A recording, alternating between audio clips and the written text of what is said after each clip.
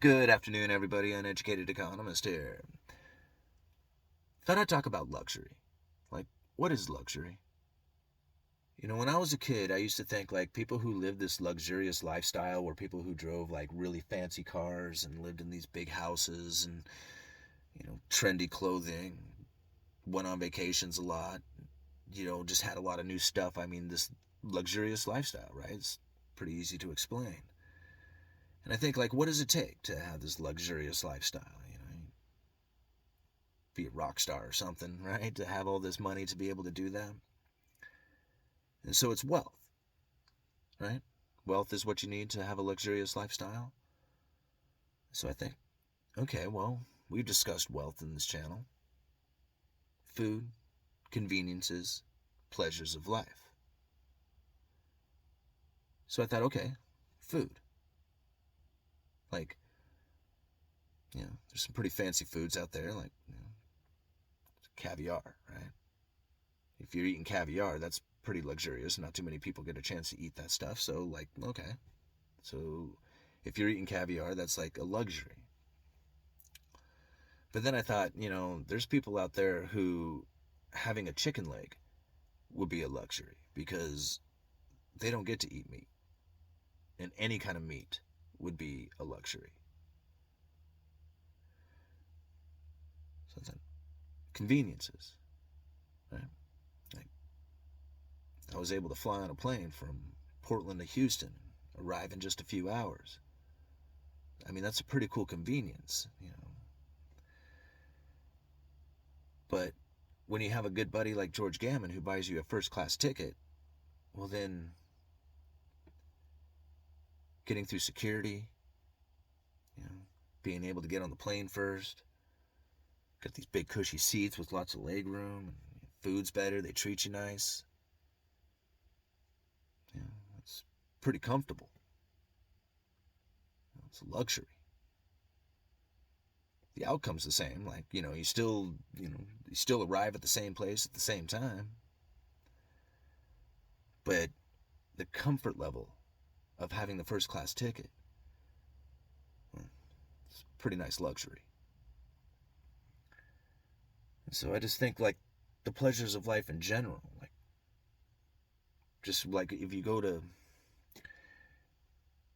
going anywhere or doing anything, you get to enjoy the place that much more if you have, like, the capabilities of enjoying that luxury.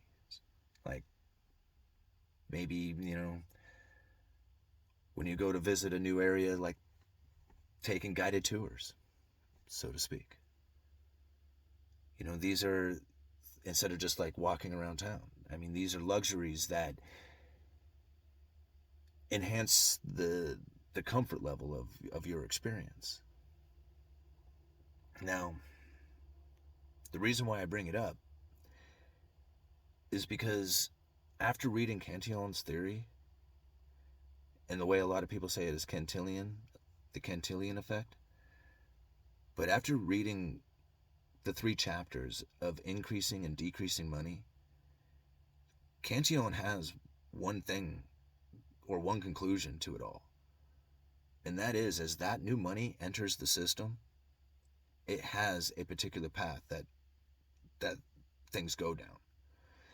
And ultimately what happens is that as that new money enters the system, what a lot of people want to say is the Cantillon effect, is that the people who have first access to that money, they get to spend it at face value. But then as it enters the system, prices go up.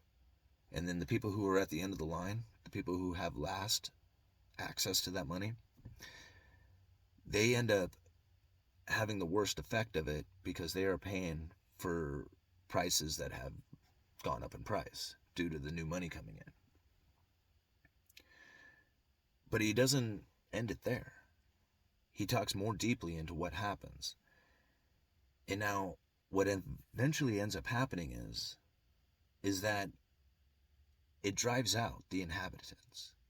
The people at the bottom, when their lifestyle doesn't increase, they bail out and they go find another place to be.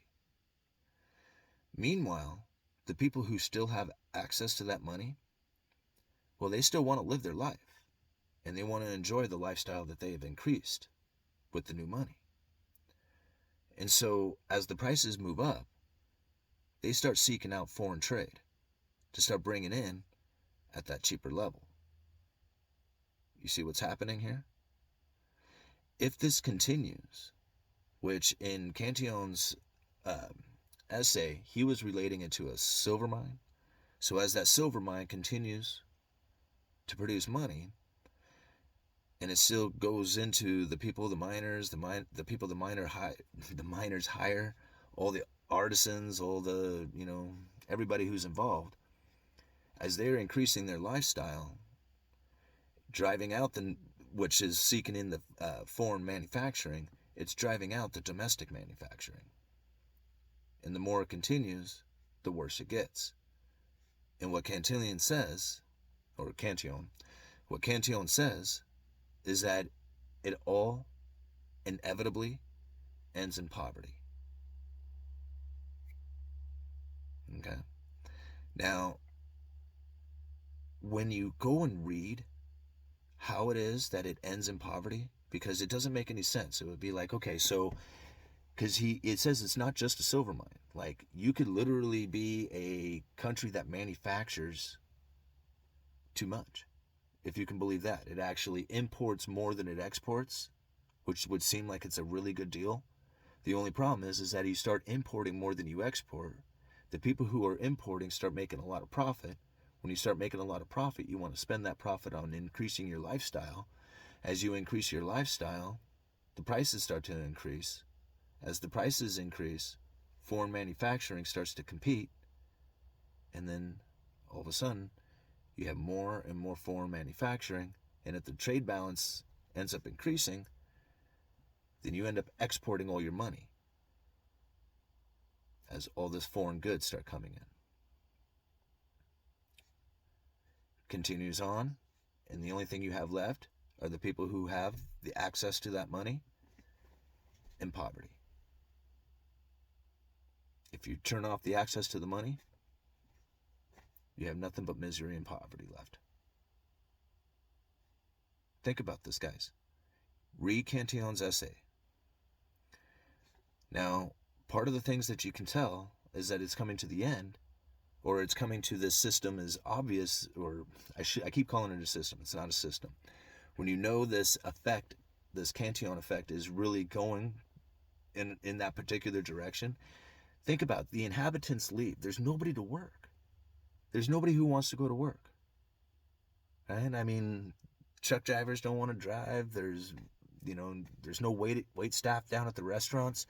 Nobody wants to work. Well, yeah, it's because all this money that's floating around, all this, printed money that's coming in, it's driving people into luxuries. So they don't want to work. They want to increase their lifestyle, and they want foreign goods to come in. They don't want foreign goods. They just want cheap goods. But this is part of the effect of the Cantillon effect. That's why you see so much homelessness, and you see so many people who don't want to work. It's because it's driving out the inhabitants, and everybody's moving into luxury or poverty. And as it continues, people are going to seek out ever more luxuries. And it's going to create even more poverty. And then eventually, if the whole thing stops having new money come in, that's when everybody ends up landing in poverty altogether. Now, when you read his essay, he talks about all the different ways that money can come into the system. He talks about like the surplus trade. He talks about like a silver mine. He talks about how entrepreneurs and just private money could just come in from, like, say, all over the world. People just all of a sudden they start like just jumping into a particular region and start creating a lot of new money coming in. He talked about how like individuals could be borrowing from foreign nations, bringing in new money, or how like foreign people could be buying into government stocks and shares and stuff like that. I forget exactly how he put it, but he talked about all these different ways that all this new money could come in. And if the new money continues to come in, then it's going to create a situation in which people are going to be seeking out a more luxurious lifestyle. And as they seek out this luxurious lifestyle, it will ultimately be the demise. As it'll drive out domestic manufacturing, bringing in more foreign production, driving out the money, and creating the wedge gap, the inequality gap. It's scary. It's scary how accurate he is on this stuff. Go read it and check it out, and you guys let me know.